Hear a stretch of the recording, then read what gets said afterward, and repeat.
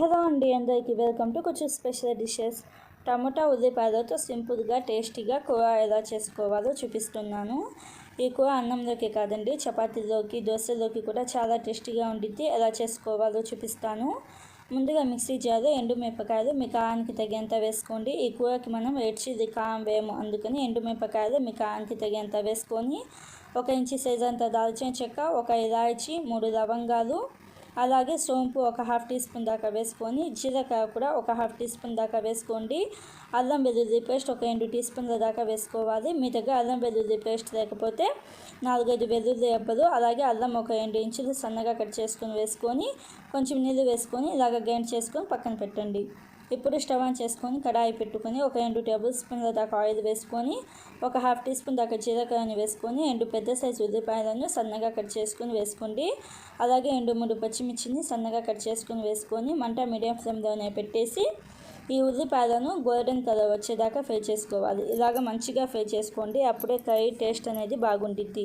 ఉల్లిపాయలు మంచిగా వేగిన తర్వాత 3 పెద్ద సైజు టమాటాలను సన్నగా కట్ చేసుకొని వేసుకొని, పసుపు 1/2 టీ స్పూన్ దాకా వేసుకోండి. అలాగే మనం మిక్సీలో గ్రైండ్ చేసుకున్న పేస్ట్ కూడా వేసేసి ధనియాల పొడి 1 టీ స్పూన్ దాకా వేసుకోండి. అలాగే సాల్ట్ 1/2 టీ స్పూన్ దాకా వేసుకొని ఒకసారి బాగా కలుపుకొని పైన మూత పెట్టేసి మీడియం ఫ్లేమ్లో 2-3 నిమిషాల పాటు ఉడికించుకోండి.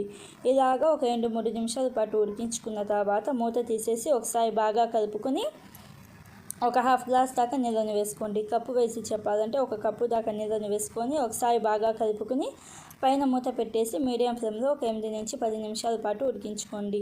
8-10 నిమిషాల తర్వాత సన్నగా కట్ చేసిన కొత్తిమీర వేసుకొని ఒకసారి బాగా కలుపుకొని ఉప్పు సరిపోయిందో లేదో చూసుకొని అడ్జస్ట్ చేసుకోండి. ఇలాగా కొత్తిమీర వేసిన తర్వాత ఒకసారి బాగా కలుపుకొని మంట ఆఫ్ చేసేసి సర్వ్ చేసుకోవాలి.